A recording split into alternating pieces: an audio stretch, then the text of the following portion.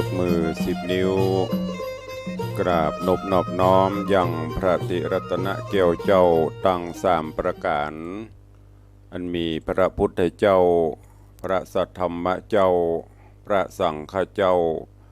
อันเป็นสรณะที่เปิ่งตีเคารพนับถืออันสูงสุดในชีวิตกราบถวายความเคารพพระมหาเถรานุเถระครูบาสังฆเถระเจ้าภิกขุสงฆ์องค์สามเณรจุตนจุองค์โดยความเคารพเจริญสุขเจริญปอนญาติโยมสาธุชนพุทธบริษัทตินจองห้องวัดจุหนุ่มเท่าใจยิงขอน้อมต้อนรับทุกท่านเข้าสู่รายการมรดกธรรมกำเมืองและสารธรรมกำเมืองต่างสถานีวิทยุกระจายเสียงพระพุทธศาสนาแห่งชาติและสังคมคลื่นเพื่อการศึกษาพระพุทธศาสนาและวัฒนธรรมคลื่นพระพุทธศาสนาและจริยธรรมส่งสัญญาณกระจายเสียงจากสถานีวิทยุวัดฝ่ายหินตำบลสุเทพอำเภอเมืองจังหวัดเชียงใหม่ในระบบคลื่นความถี่ FM 104.50 เมกะเฮิรตซ์สถานีวิทยุคลื่นพระพุทธศาสนาและจริยธรรมในความอุปถัมภ์ของมูลนิธิพระบรมธาตุเจ้าดอยสุเทพในเมตตาพระครูวัลลบนามวงพรหมผู้อำนวยการสถานีท่านอาจารย์เจ้าพระมหาประสิทธิ์ผู้ดูแลควบคุมเทคนิคการกระจายเสียงตลอดจนส่งสัญญาณในระบบ FM 96.0 เมกะเฮิรตซ์ตลอดจนสถานีวิทยุชุมชนต่างๆที่ต่างตันผู้อำนวยการได้ลิงก์สัญญาณนี้ออกอากาศสู่ญาติโยมศรัทธานบุญพร้อมกันนี้ก็ขอยกมือ10 นิ้วกราบถวายการต้อนรับและเจริญพรต้อนรับครูบาอาจารย์ท่านเจ้าตลอดจนญาติโยมสาธุชน FC แฟนรายการทุกรูปทุกท่านที่ได้เข้ามาติดตามรับชมรับฟังทั้งภาพและเสียงการไลฟ์สดต่าง Facebook ไลฟ์ของวัดวังสิงห์คำ Facebook ไลฟ์ของทีวีวัดฝ่ายหิน Facebook ไลฟ์ของธรรมะคลายเครียด Facebook ไลฟ์ของแสงธรรมส่องใจ Facebook ไลฟ์ของธรรมะภาคเหนือFacebook ไลฟ์ของท่านอาจารย์พระครูสมุวิสุวัตวรกิจโจตลอดจนหน้าจอ Facebook ไลฟ์ FC แฟนรายการทุกรูปทุกท่านที่ได้เข้ามาแล้วได้กดแชร์เสียงธรรมแชร์เสียงบุญนี้ไปยังกลุ่มเพื่อนๆของทุกท่านรายการนี้ดำเนินโดยกล่าวกับผมอาตมภาพพระครูวิสิทธิ์ศรีลาภรณ์รองเจ้าคณะอำเภอเมืองเชียงใหม่เจ้าอาวาสวัดวังสิงห์คำตำบลประแดดอำเภอเมืองจังหวัดเชียงใหม่หรือตุลุงในวังเป็นผู้ดำเนินรายการนำรายการนี้มาพบปะกับทุกท่านตั้งแต่เวลานี้เป็นต้นไปก็ก่อนอื่นขอต้อนรับญาติโยม FC ต่างหน้าจอ Facebook ไลฟ์กันซึ่งก็มีญาติโยมต่างหลายได้เข้ามากันหลวงหลายเจริญพรต้อนรับคุณโยมทองคำที่วงคำเนอกราบใบสาเจ้าวันนี้อากาศเย็นสบายเจริญพรต้อนรับโยมสมศรีพรหมเมืองกราบสาธุเจ้าเจริญพรเนอเจริญพรต้อนรับคุณโยมปีอัญชลีคำกิติสาธุเจ้าเจริญพรเจริญพรปินันล่าปินันจรันปิยจันทร์อาสลมโดยซิวเนอกราบใบสาเจ้าครับผมสาธุเจริญพรต้อนรับ โยมปีสาจันบุญยวงหรือประพักกราบใบสาเจ้าสาธุน้อมต้อนรับทุกท่านเข้าสู่รายการเนื้อตระจนพี่น้องสถานบุญที่ฟังกันอยู่ต่างบ้านต่างจองก็ปากันวันนี้อากาศสดชื่นแจ่มใสเย็นสบายบางกลางวันก็ท้องฟ้าแจ่มใสไร้เมฆฟ้าแต่บ่ายๆมาก็สลัวลงพ่องก็อยู่ในช่วงของปลายฝนต้นหนาวอากาศจะเริ่มหนาวแล้วก็เหลือเวลาแถม1 วัน1 วัน2 วันกับวันนี้เวลาอย่างตุลุงเวลาแห่งการทำบุญตานะปรมีธรรมตอดถวายผ้ากฐินทานตามวินัยบรมพุทธานุญาตที่องค์สมเด็จพระสัมมาสัมพุทธเจ้าได้ทรงบัญญัติไว้จะสิ้นสุดในวันพุธนี้เป็นพระวันศีลศีลใหญ่ศีลหลวงเป็นวันเดือนยี่เพ็งเดือน12ใต้เดือน12ใต้เดือนยี่เหนือวันเพ็ญเดือน12น้ำจะนองเต็มตลิ่งเราทั้งหลายชายหญิงปากันไปลอยกระทงตามเพลงที่เปิ้นบอกไว้ก็ทุกพื้นที่เตรียมพร้อมสำหรับลอยกระทงในตำบลประเดชนี่ก็ทุกพื้นที่ทุกหมู่บ้านซึ่งก็ต่างผู้นำชุมชนบอกว่าจะเป็นปหลวงบ้านผู้ช่วยกรรมการหมู่บ้านร่วมกับต่างท้องถิ่นก็คือต่างเทศบาลเพิ่นก็ช่วยกันอนุรักษ์รักษาสืบสานประเพณีที่วัดวังสิงคำก็เป็นประจำทุกปีมีการปล่อยกระทงลอยกระทงกันตีตาน้ำหน้าวัดซึ่งต่างปหลวงบ้านปหลวงสมพงษ์วงฤทธิ์ปหลวงบ้านหมู่6พร้อมกับผู้ช่วยกรรมการหมู่บ้านศรัทธาก็ได้ช่วยกันแปลงร่วมกับต่างเทศบาลเพื่ออำนวยความสะดวกให้ญาติโยมต่างวัดวาอารามก็ประดับตกแต่งราชวัตรชัดธงโคมประทีปโคมไฟคือสว่างสวัยสมเปิงกวนกับประเพณียี่เพ็งของล้านนาเฮาสืบสานไว้บ่ฮือมันสูญหายและนี่เฉพาะเดี๋ยวนี้การคัดราชวัตรก็ถ้าหมดรุ่นนี้ไปก็บ่ว่ารุ่นใหม่จะมีพ่องแต่ก็คงจะนักเมื่อก่อนนั้นเพิ่นจะช่วยกันตกแต่งดาจัดเตรียมความพร้อมเตรียมสถานที่อย่างตุลุงบอกไปวันตะวา ประดับตกแต่งซุ้มประตูป่าประตูบ้านเอาต้นกุ๊กต้นกล้วยต้นอ้อยมาประดับตกแต่งดอกตะล่อมดอกคำปูจูหรือดาวเรืองมื้อนี้เอากับปะเป้ามาแป้งกันเป็นตีงามที่ดีขี่รถขี่รางผ่านไปโอ้มันจุ่มมันเย็นทั้งผู้เห็นและผู้ทำเฮาหันก็จุ่มอกเย็นตาคนทำก็มีความสุขถ้าถือว่าเป็นวันแห่งความสะอาดก็ว่าได้วัดวาอารามก็มีการเพี้ยวกวาดอย่างตะวานี่มีการประชุมทางผู้อำนวยการสำนักงานพระพุทธศาสนาจังหวัดก็ได้แจ้งว่าทางท่านผู้ว่าก็ขอความร่วมมือกับทุกวัดทุกวาทาสีถึงแม้นเปิ้นบ่ขอความร่วมมือทุกวัดก็ทำกันอยู่ละวันเดือนนี้นี่เพี้ยวกวาดทำความสะอาดแต่ว่าต่างบ้านต่างจองบ่ค่อยจะมีละนี่ก็ฝากไว้บอกว่าจะเป็นครูบาอาจารย์พระเจ้าพระสงฆ์เฮาจะเหน็ดจะเหนื่อยปานใดก็อดเอาเพื่อสืบสานรักษาถ้ายิ่งวัดบ่ทำวัดบ่สืบสานแล้วไซประเพณีก็จะหายไปตำบ้านตำจองบ่เดียวมีก็บ่กี่บ้านที่ยังคงรักษาไว้กายไป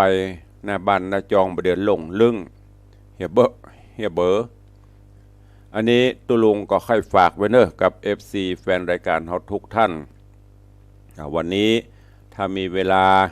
ก็แปลงไปเห็นหน่อยวันพุธก็ตกแต่งเที่ยวบ้านเพียวจองหัวซาที่เฮาปลูก ตามหัวรอบขอบชิดทำความสะอาดไปตกแต่งไปเนอะฝากไว้ในโอกาสประเพณียี่เปงรำลึกปีนี้ต่างเชียงใหม่เฮาเพิ่นจัดกันตั้งแต่วันนี้เป็นต้นไปล่ะ14 15 16 17 3 วัน 4 วันก่อนแอวกันให้สนุกคลายทุกข์กันไปหลังจากที่น้ำท่วมน้ำนองเนาะผ่านไปเนี่ยญาติโยมทั้งหลายมันเป็นสัจธรรม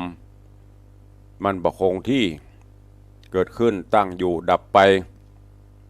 เมื่อน้ำท่วมใหม่ๆเขาก็ป้ากันเศร้าหมองเศร้าหดหูจิตใจแต่ประเดี๋ยวนี้มันผ่านไปก็ก่อยว่ากันใหม่สร้างกันไปอันไหนที่มันลุมันแหลวก็ทำไปก็ฝากไว้กับทุกท่านเนาะก็มาฟังน้ำฟังธรรมกันเฮียก่อนสุวรรณพรหมาบจบเต้าบะเดียวจะเมื่อกลางภาษาละข้างแหม3 ทีผูกอยู่ก็เดียวใต้รายการเขาก้อยมาอู้มาจ่ากันเนาะเจริญปอนต้อนรับเนอะโยมจันสายแปลงหลวงเจริญปอนโยมแม่นวลศิริหินเขียวโยมพี่หมอมัทนาอัมพันธ์กำลังเข้ามากันเนอะเจริญปอนต้อนรับทุกท่านตัวเองก็เดียวใต้รายการก้อยไปตักต่อเนาะฟังธรรมกันเฮียก่อนลืมกันไปหมดแล้วก็ไปถึงไหนแล้วตุลุงเรื่องราวของสุวรรณพรหมาพญาบกคลปัตสัปปกิพญาต่างๆนะเป็นจะได้ในตอนก่อนนั้นมาถึงตีพญากรรมอูต่างๆตีลูกพ่อเศรษฐีได้ขายเท่าความย้อนหลังให้ฟังเนอะมีคำว่ากูหูแล้วโว้ยนี่ปกาสเปาซื้อไปอมาตซื้อคำว่าใครหูใครหันเฮือมันดูจะไปเมารับเมานอนหมดเนี่ยแล้วก็พญาเจ้าเมืองซื้อคำว่าปีน้องเป็นดีอย่าได้ไปหามิตรสหายเป็นดีนั่นนะควรไปมาหาสู้ในตอนนี้เป็นกรรมที่พญาโบกคลปัตเจ้าเมืองปราณสีทดสอบน้องคือสัปปกิที่ไปเป็นมเหสีต่างบ้านต่างเมือง ก็ไปเยี่ยมไปเยือนไปเอี่ยวหาน้องแต่การไปนั้นบ่ได้ไปแบบกษัตริย์ง่ายๆก็คือใครทดลองพอโลว่าน้องจะฮักแต่ก็เลยเปลี่ยนเครื่องทรงเครื่องทะลงจากเครื่องทรงกษัตริย์ไปเป็นเครื่องทรงขอนยาจกวันิปกขอตานเสื้อผ้าปุดขาดผมเผาลุงลังเข้าไปปรากฏว่าเหมือนดังกรรมตีเปิ้นไว้ว่าไว้สัปปกิหันปีอ้ายตัวเก่าเข้าไปในสภาพเช่นนั้นกลัวเจ้าบ้านเจ้าเมืองจะติฉินนินทาก็เลยบอกว่าอันนี้ไผ่ที่ไหนผีบ้าที่ไหนมาไม่ใช่ปี่ไม่ใช่น้องข้าป่ายบะปอเอาเข้าบูดเข้าเน่าให้กินสร้างความเจ็บช้ำน้ำใจให้ปีคือป้อพญาโบกคลปัตเป็นอย่างยิ่งเก็บความจำนี้ไว้ในใจเข้าที่น้องเอาฮื้อก็เอาไปฝังไว้ที่ประตูเมืองอันนี้เป็นเรื่องราวในตอนที่แล้วจากนั้นก็จะไปเยี่ยมไปเยือนมิตรแก้วสหายคำไปเยี่ยมเปื้อนพอแล้วว่าเปื้อนระหว่างเปื้อนกับน้องออกต้องเดียวกันมาไผจะให้ความช่วยเหลือไผจะมีความฮักนักกว่ากันเรื่องราวจะเป็นจะได้เจิญปอออกแม่ออกศรัทธามิตรแก้วสหายคำFCทั้งหลายตั้งอกตั้งใจฟังพระธรรมเทศนาปืนเมืองเหนือเรื่องสุวรรณพรหมาในผูกที่14ตอนที่2เป็นลำดับไปณโอกาสบัดนี้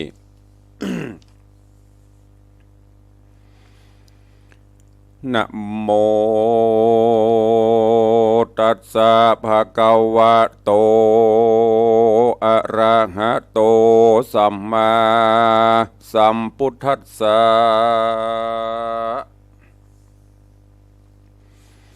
สัทธโวฟังลาโสตุจันนาสัพพุริสะตังลาย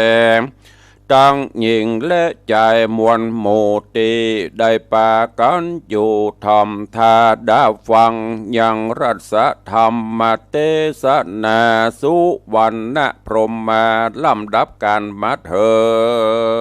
งผูกที่14 ตอน 2เนื้อเจ้าขอเชิญศรัทธาตั้งหลายหนุ่มเท่าจูงตั้งจิตใจเราทำทาดาฟังต่อไปหน้านี้แลยนะที่นั้นแน่เจ้าพญาโบกลปัดยศใหญ่ก็ก้อยเตียวไตไปสู่ยังที่อยู่คุ้มหลวงกันดารอดโขงภาษาแห่งตาราชปหุปิตา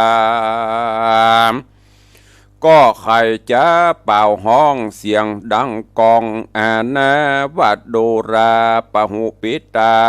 เฮ้ยเจ้าเปื้อนยากขาดนี้หากมาไกล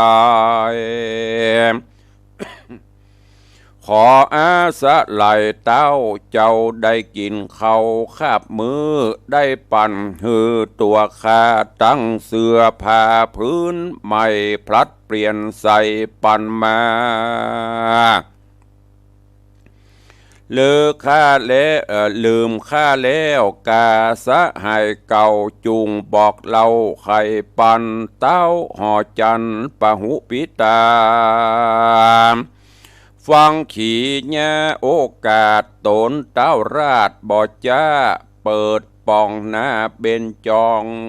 จรก็หันผู้ทอนเต้าเจ้าอันเป็นเก้า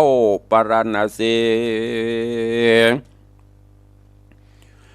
เสื้อผ้ามีปูดขาดก้อยย้ายบาดเตียวมาเจ้าปะหูปิตาหันแล้วใจผ่องแผ้วยินดีไขวัดตีเรียกร้องคืนสู่ห้องพระศาสพญาโบกลปัตถิราชได้หูจริงรีบขึ้นไปสู่เรียวายเจ้าห่อใจปะหูปิตาหันสะหายมาลำบากเสื้อผ้าหากมองสีปูดขาดมีห้อยย้อยจิ้งกล่าวถอยกำไปว่าเป็นสันดานั่นใส่สั่งมายากไรเหลือลายขอสะหายกลิ่นโกจุงกล่าวโอตามมีเต้าปรณสียศอาจก็โอกาสขี่ญาแต่เก้ามาลอดปลายโดยปาริยายหลายแหล่บ่เวนเว่บทใดเต้าห่อใจปะหูปิตาฟังขี่ญากล่าวถอยแห่งเต้ายอดซอยปลาณสีจริงใครว่าตีตอบทองว่าเฮาพี่น้องผิดกันดังพระฟันใส่น้ำจักฟันซ้ำบอกขาดหากใจปาดตือเวนจากเครื่องเขนเมื่อซอยเมื่อแล้วเต้ายอดซอยปะหูปิตาก็ฮือตาสาขาจ้อยนำผ้าไหมพื้นดีของกินมีหลายอย่างมีต่างหลายอันนำมาปั่นยื่นตอนเจ้าน้อยอ่อนบุญมีเต้าปรณสียศใหญ่ก็นุ่งผ้าไหมเจียงคานกินอาหารพร้อมอันเขาน้อมยอทะไว้อยู่เมืองสะหายปะหูปิตาทุกเวลาข้ามเจ้าบ่โศกเศร้าการใดเต้าขันนิ่งในคืดฮอดกำโบราณขอดแต่ไทยซ้อนกล่าวไว้ดีเลยว่ายามเป็นดีหลายหลากเก้าป้าหากตัวมา ยามอนาถาตามจ้าป้ากอลีหน้านี่หายเป็นกำหมายกล่าวโอดังกำหูนั้นใส่อันซื้อไว้แต่ก่อนเตียงบ่หอนผิดพานพี่น้องกันเป็นดีได้สุขีมั่งเตาบดีเข้าไปจูเป็นดังตัวกูไปหากันนิฐาน้องจันได้หูหันมาอันนี้เราราทวนอันนี้อันเฮานี้นะทวนทีจักเปิ้งปี้ก็เจ็บต้องจักเปิ้งน้องก็เจ็บใจโบราณไขว่าแม่นถูกเป็นแก่นดังไปกันว่าสะหายเป็นดีได้สู้ขี่มั่งเต่ากวันเฮาเข้าไปหาเจ้าบุญแน่นอดน้อยกึดข้าคอยหลายประการก็มิหันแลนะ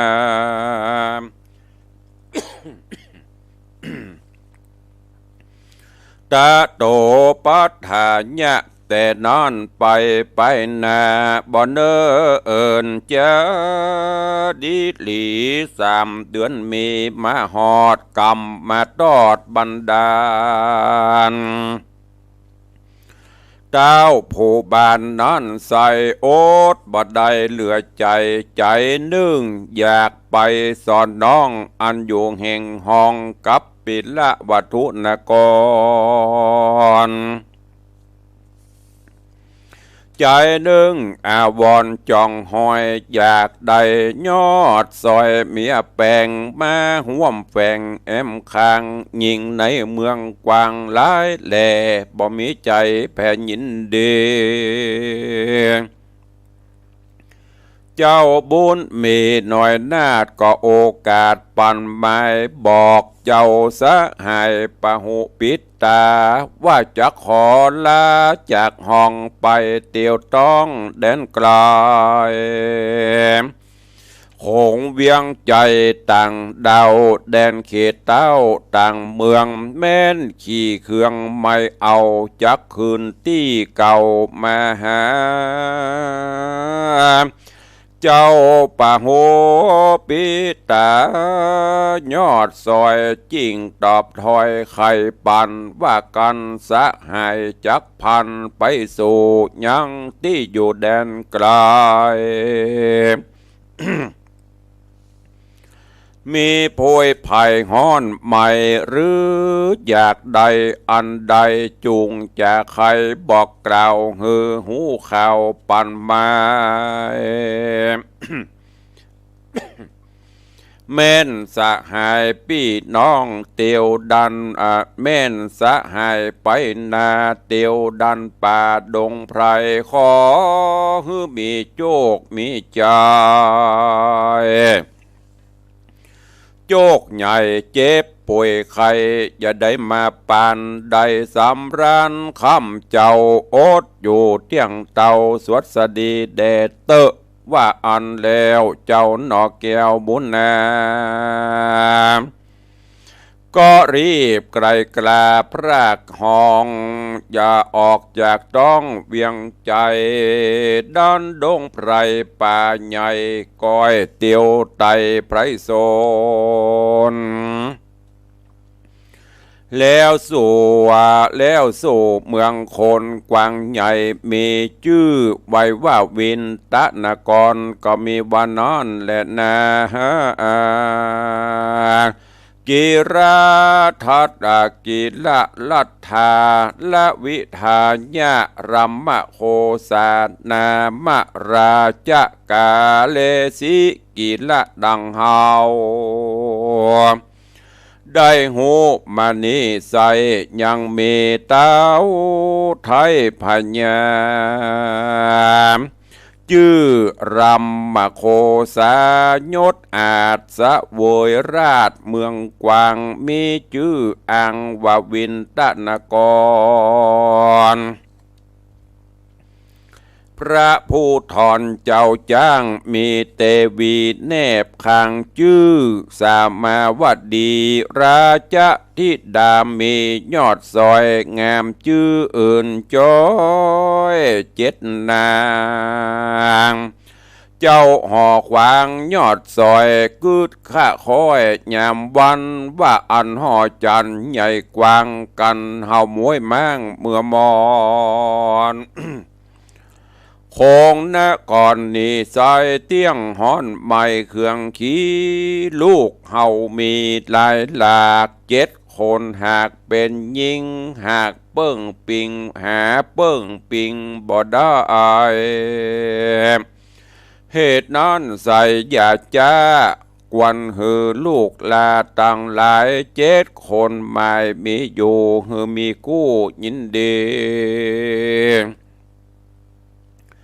เจ้าปุรีกึดแล้วก็หืออำบาดเกี่ยวคนหันแต่งราชสารไปหลอดเถิงเต่ายอดแดนไกล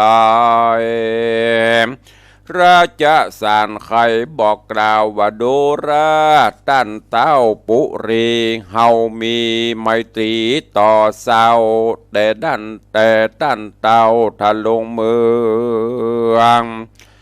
ฤทธิ์เรื่องหลายหลากเฮานี้หากจื่นจอยมีลูกน้อยเป็นสาวสมเปิ้งเป่ามวนหมู่บ่มีกู้อยู่สะอางแม่นเจ้าจ้างหอกคำปีญานำเฮาแล้วมีลูกแก้วคำใจจักปั่นหมายมาสู่ยังที่อยู่เมืองเฮาเพื่อเลือกเอาลูกลาเฮาเจ้าฟ้ายินดีเป็นไมตรีสืบต่อปาฮื้อก่อเจยบานอย่าได้นานเนิ่นจะล้ำไปกว่า7 วันกันเต้าห่อจันกล่าวแล้วก็ฮืออำมาตย์เกี่ยวต่างตารีบไกลกลาเต็มรีบไกลกาเต็มต่อราชสารต่อตามกรรมแล้วเฝ้านำไปสู่เจ้าฟ้าอยู่แดนไกลก็มีหันแหละนาการทวน7 วันมาหอดลูกเจ้ายอดปุรี7 เมืองมีมวลหมู่ก็เข้ามาสู่เมืองหลวงเต็มห่อคงใหญ่กว้างส่วนตนเจ้าจ้างห่อควางก็ฮื้อหมู่นางน้อยเนตรใบสะเกตเกลาเกษาตีนอกปาลาโหนไตฮือ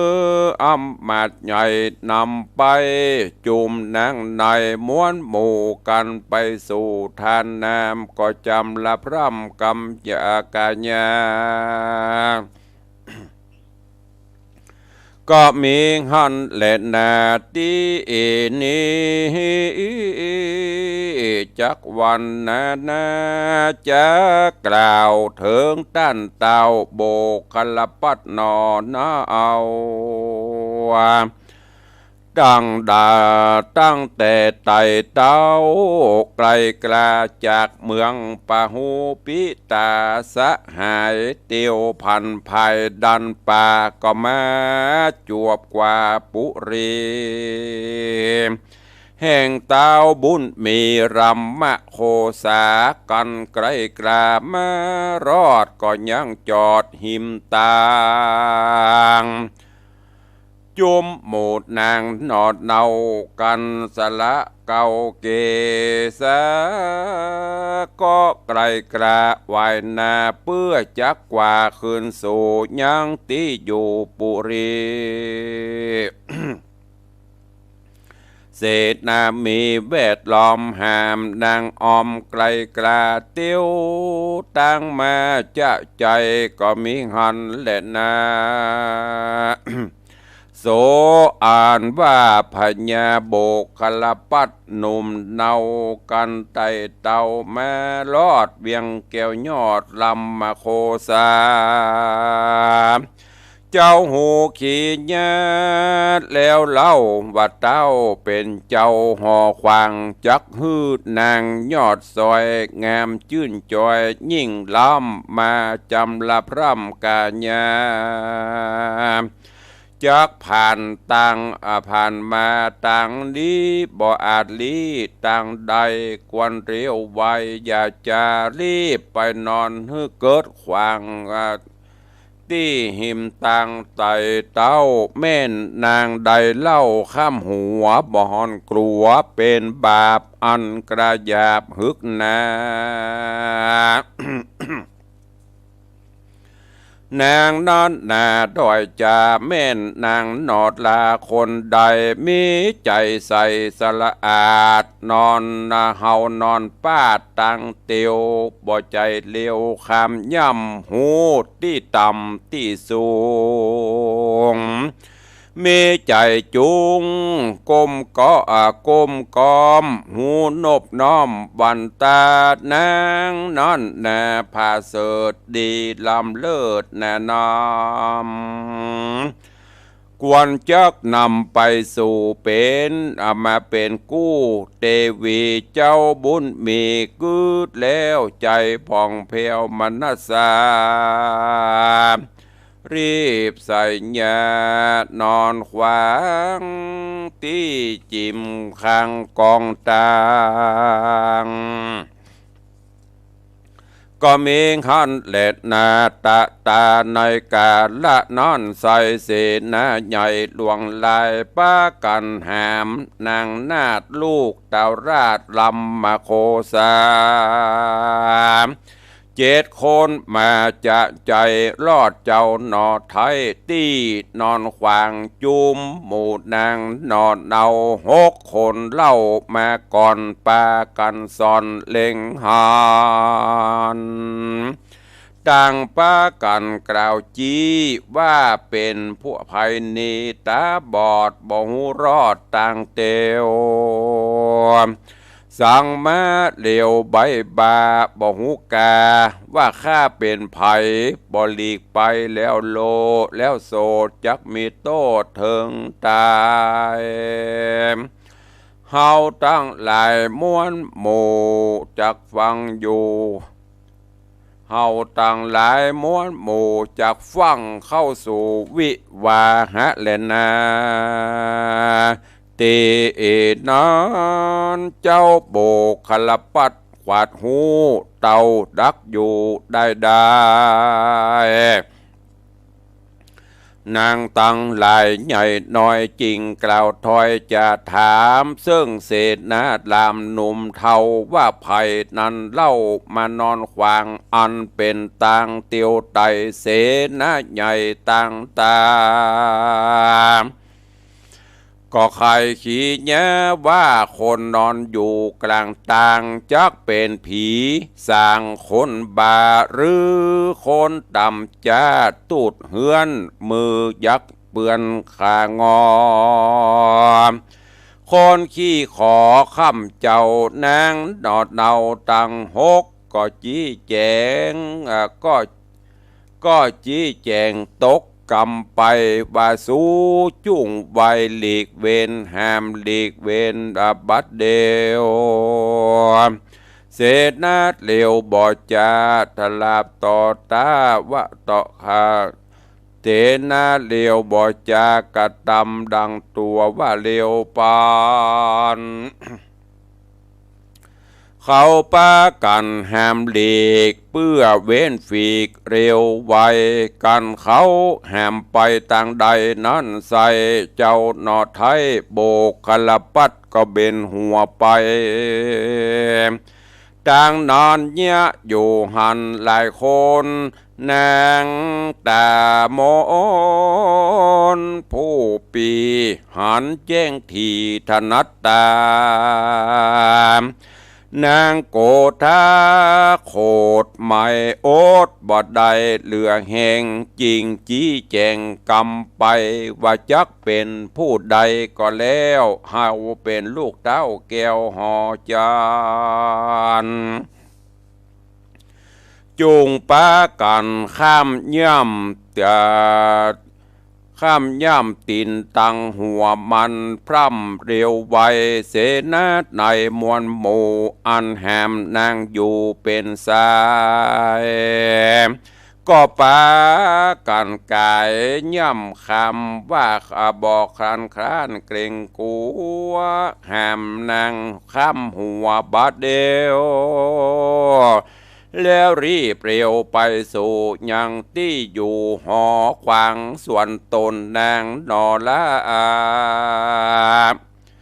งามเงื่อนฟ้ามาหูงามเงื่อนฟ้ามาทุละจิตตาอ้อนเป็นราชธิดานอนเนาแห่งเต้าเจ้ายอดซอยลำมาโคสาก่อนดังมารอดแล้วที่เจ้าหนอแก้วนอนอยู่นางกลิ่นกูเล็งหันก็ไข่ปันโอกาสฮือเสนาอาจลายว่าอย่าได้มาอย่าได้หามตัวคาจักไปนะเป้าหมายข้ามยังใจผู้นี้จุงยังตี้รอลาโยมเสนาหนุ่มเท่าฟังนางนอดเนาจะใครเขาประหลาดใจลายหลากใจนึ่งหากยินกลัวเจ้าเหนือหัวคิ้วโคดได้ใส่โต้ถึงตายจริงจะไม่กล่าวถอยถามนางนอนน้อยจุลละทุลจิตตาว่าเป็นสันได้จะยังจอดยังไปตันฮอดหอคำนางบุญนำน้อยนาดก็โอกาสขี้ยามว่าเขานั่นน่ะเป็นป้อใจมีบุญหลายเหลือหลากเฮานี้หากเป็นยิงมีบุญเป่งจิตจ้อยคือมีบุญน้อยกว่าเขาบอกวันเฮาข้ามหัวย้อนว่ากลัวเป็นบาปอันกระยาบมัวดำกลัวเป็นกรรมจะถอยติดจ้องหอยตัวไปเสนาในม้วนหมู่จริงยังอยู่รอท่าบ่อาจกว่าภายพันก็มีหันแลนะเนติดังขีญาสังวันนันนาวิเศษจาห้องเหตุธรรมเทศนาสุวรรณพรหมาผูกทวนที่14ก็บังโกมสมเร็จสเดชสุวรรณพรหมาลำดับลำดามาถึงผูกที่14จบปริปุณนังลงข้างแหม15 16 17 18แหม4ผูกเนอะเรื่องราวในตอนนี้ก็มาถึงตีป้อพญาโบกขลปัต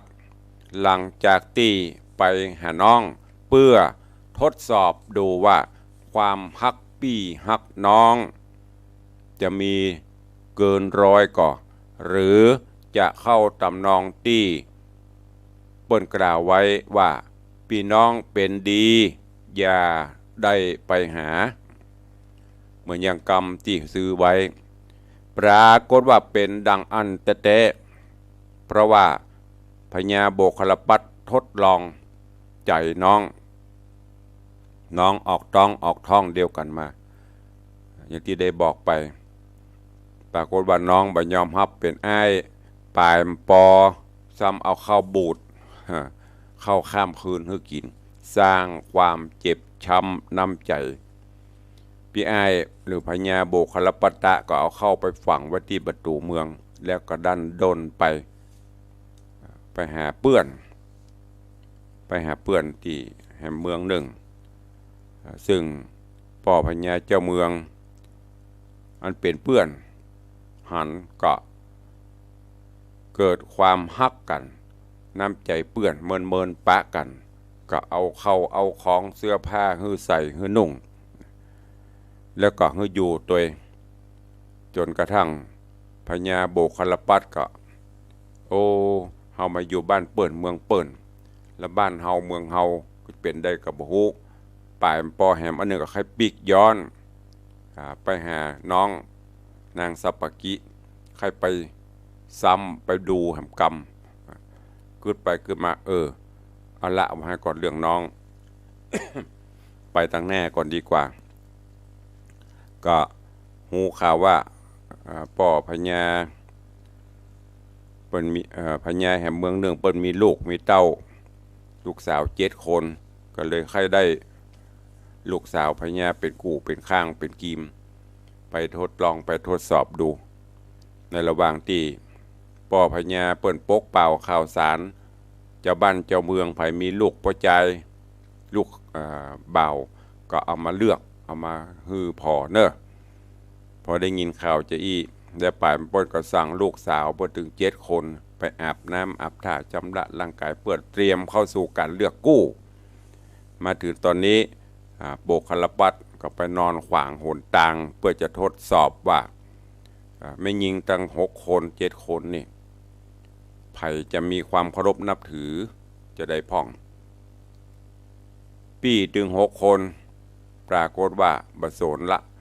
ไผ่เป็นมูจักมูที่ต่ำที่สูงมานอนขวางทางสั่งเสนาอมาตย์หามข้ามย่ำไปเหลือแต่น้องล่าบ่ยอมไปบอกเหล่าเสนาอมาตย์ว่าโอ้ไปได้จะได้พ่อใจนอนขวางทางหันเปิ้นเป็นพ่อใจเปิ้นมีบุญนักกว่าเฮาต้องรอให้เปิ้นโคตรคายง่ายก่อนก้อยข้ามไป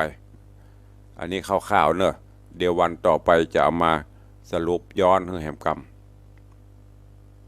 ก็เรื่องราวในตอนนี้จบลงก้อยฟังในตอนต่อไปญาติโยมทั้งหลายเนี่ยปีกันน้องกันเปิ้นว่าคือฮักกันแปลงกัน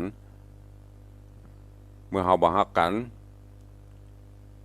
หรือบ่รังเกียจฉันกันปีกันน้องกันมันตัดขาดกันบ่ได้อย่างเอามีดไปฟันน้ำมันก็กระเด็นก็ชุบเข้าที่เก่าตลอดจนการเคารพนับถือฮือเกียรติซึ่งกันและกันโบราณล้านนาเปิ้นจะฮือเกียรติปอใจ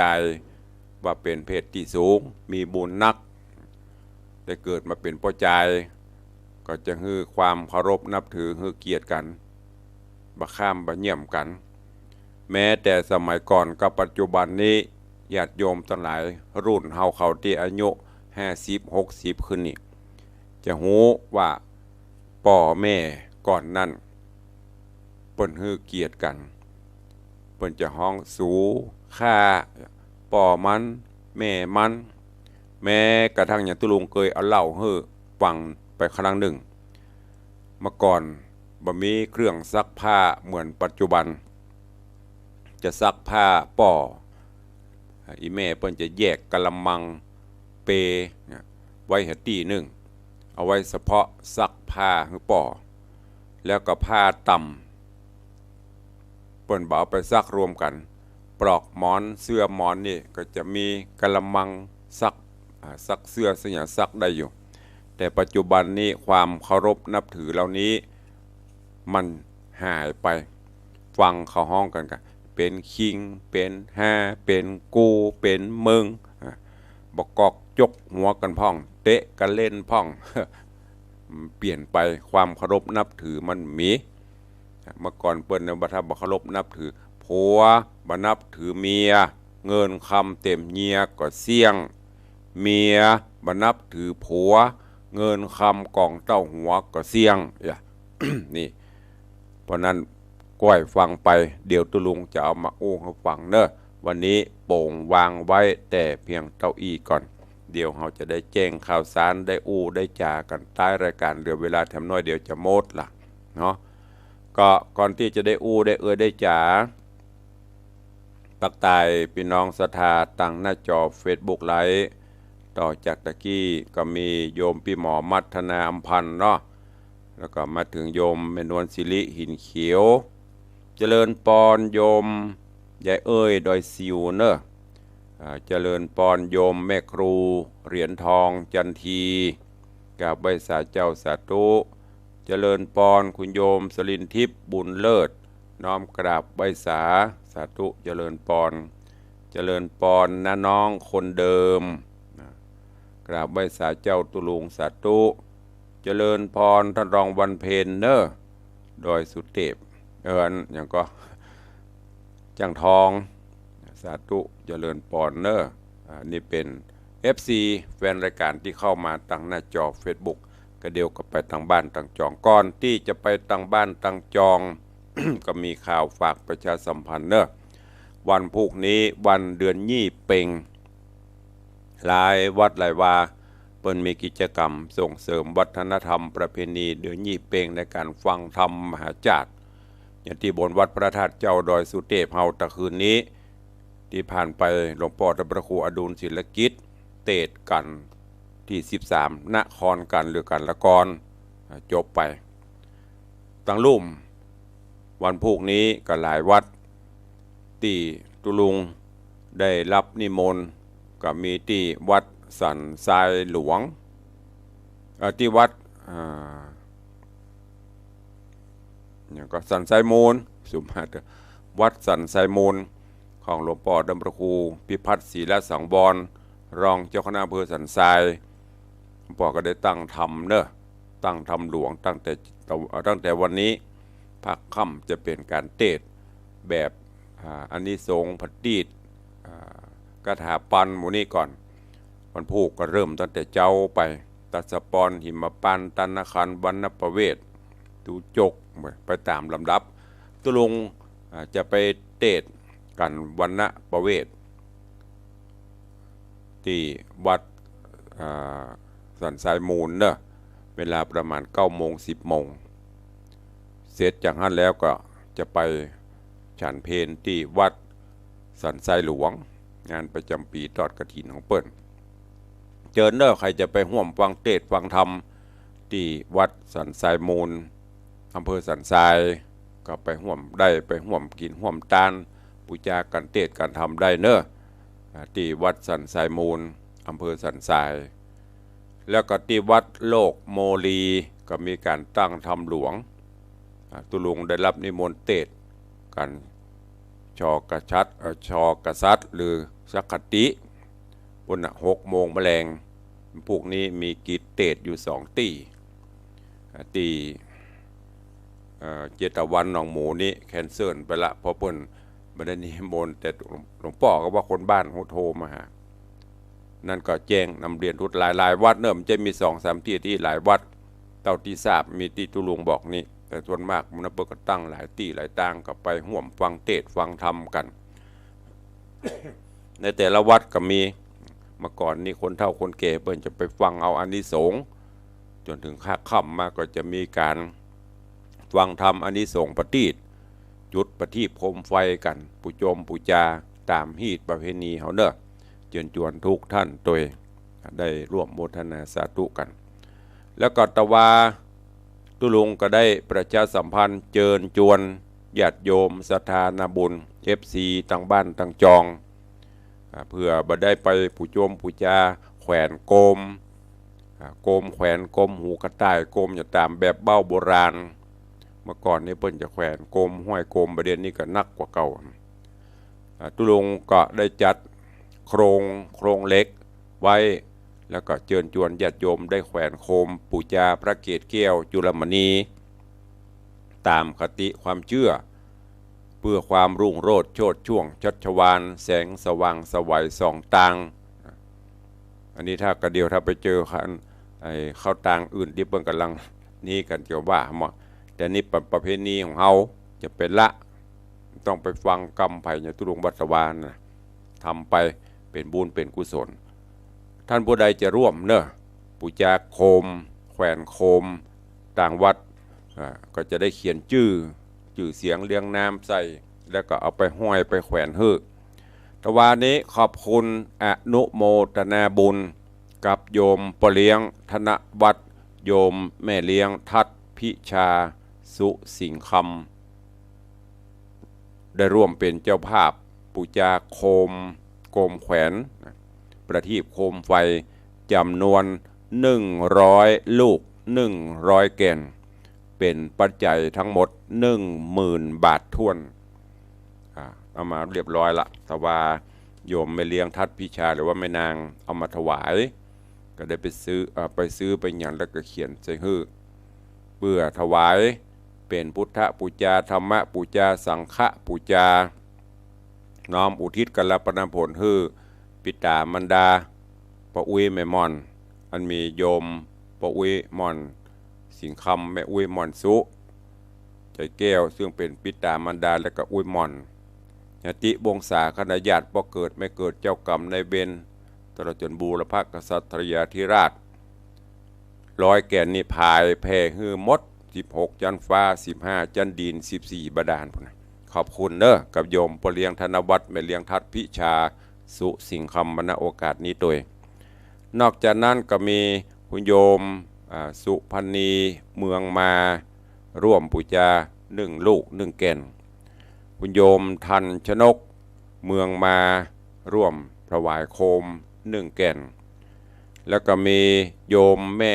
4,000 มณีโชตร่วมปูจาโคมจำนวน5 ลูก5 แก่นต่างตุเจ้าก็ได้เขียนชื่อขียันแขวนเพื่อเรียบร้อยเนอะขอบคุณอนุโมทนาบุญตัวเองยังมีโอกาสมีเวลาไปวันนี้วันพุธเนอะแล้วก็โคมแขวนที่วัดบางสิงคำนี้ปูจางานเดียวได้3 อย่าง2 อย่าง3 อย่างแขวนไปจนถึงปุ้นสวดมนต์ข้ามปีใหม่ต้อนรับปีใหม่ตัวเอง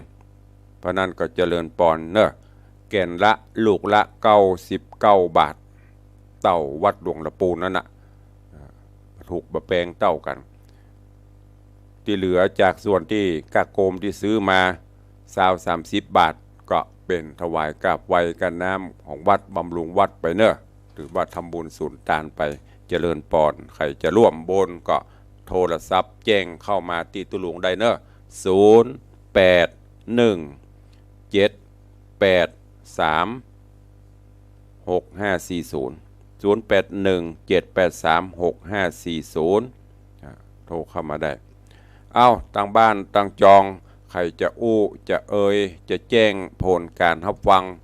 โทรศัพท์เข้ามาเนอะเหลือเวลาแถมประมาณ5 นาทีสุดท้ายเปิดโอกาสให้ได้อู้ได้จ่าได้สนทนากันไผขึ้นฮอดขึ้นเติงพ่องลืมตุลุงไปแล้วกะช่วงนี้เตดไปเสียงกะแอมกะไอก็ขอสู่มาอภัยเนอะอากาศมันเริ่มจะเปลี่ยนละเจริญปอนโยมแม่ครูสาธุนะแม่เนอใส่บาตรหรือยังสาธุ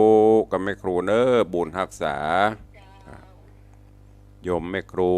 เหรียญทองจันทีร่วมปูจาโกม2 แก่นเจริญปอนครับผมอนุโมทนากับปอนเนอเมืองแกนพัฒนา ใน เฟซบุ๊กโยมเพนสีใบสาเจ้าจากสันทรายสาธุเนอใครจะอู้ตัวตุลุงเข้ามาได้เนอจะร่วมปูจาโกมก็แจ้งเข้ามาโอ้ปารมีเสือใต้มาละเจริญปอนว่าจะดวยได้เลยไม่เอากี่แกน5 แกนเนาะ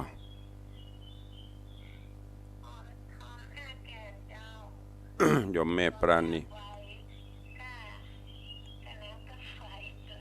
เป็นเท่าไหร่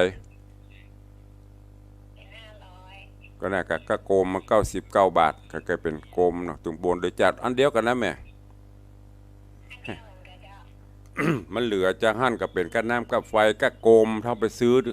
แห้งมันกับบัถึงแต่มาให้ปูจา99หักก้าโคมก็เหลือเป็นก้าไฟหรือจะห้อมก้าไฟต่างหากก็สุดแล้วแต่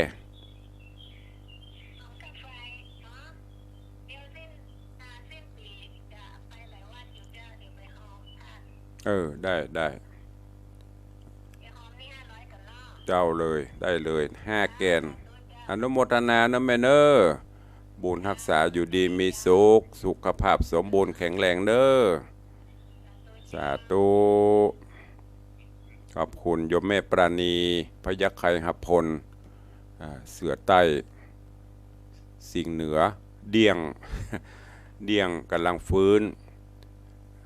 นี่เสือใต้โยมแม่ปราณีพยัคฆ์ไคหับพลร่วมโมทนาปุจาโคม5 แก่น500 บาทสาธุบุญรักษาอยู่ดีมีสุขเนอะเอาใครจะอู้ตัวบะหอมกำเป็นอย่างเนอะมันได้บังคับกฎเกณฑ์โทรมาเพื่อกำลังใจกันกึดฮอดกึดเดิงหากันก็โทรเข้ามาตั้งหน้าจอ Facebook ก็เข้ามาเลยโลพี่น้องคลื่น96นะขอบคุณเนอะติดตามหนาแน่นโทรศัพท์เข้ามาหลายบางท่านก็โอ้อีเมลประจำอยู่96ได้ไปตั้ง104บางพ่องก็มาเจ้าจะฟัง104ตุลุงบ่ายก็มีไลน์มาติดตามตุลุงแหมแล้วก็ต้องสุมาตัวเนอะบางวันก็อาจจะเป็นเทปรายการ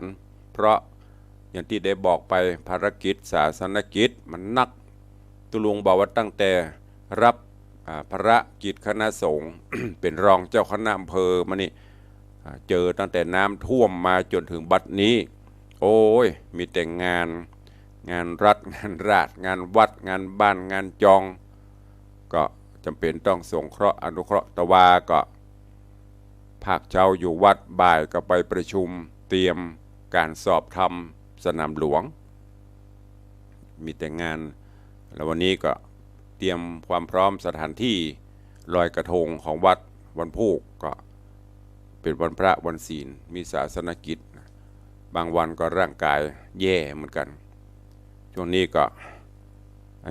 มือล็อกนิ้วล็อก หมอจะให้ผ่าแต่ยังผ่าเถอะครูบาอาจารย์เพิ่นแนะนำให้แจ่ ไปแจ่น้ำอุ่นน้ำร้อนก็แจ่เจ้าเย็นก็ดีขึ้นมาละแต่ว่ากำอย่างนี้มันแน่นมันปวดนอนเมื่อคืนก็ปวดตำสุมาเดอะแข้งขาก็เริ่มมันไปตามวัยแต่ก็ไม่ได้ซีเรียสมันอะไรจะเกิดมันก็เกิดอะไรจะดับมันก็ดับวันนั้นก็ไปหาหมอให้กำเอาไปหอมหมอ5 ปันป่าย ไปนั่งอู้หมอ5 นาทีเสียง5 ปันป่ายไปอย่างตุลุง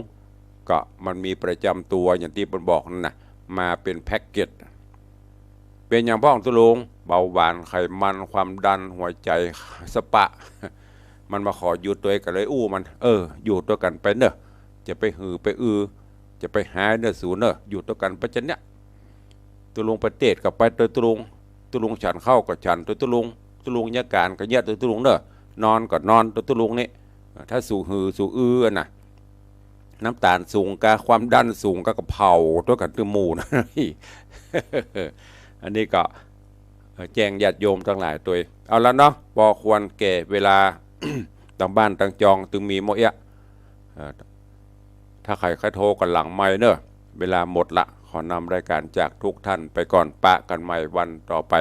ขอความสุขสวัสดีจุงบังเกิดมีกับทุกท่านเนอะอยู่ดีมีสุขจุ่มเนื้อเย็นใจขอให้มีสุขภาพพรรณนามัย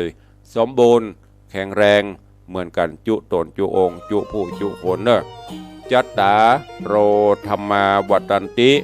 อายุวันโนสุขัง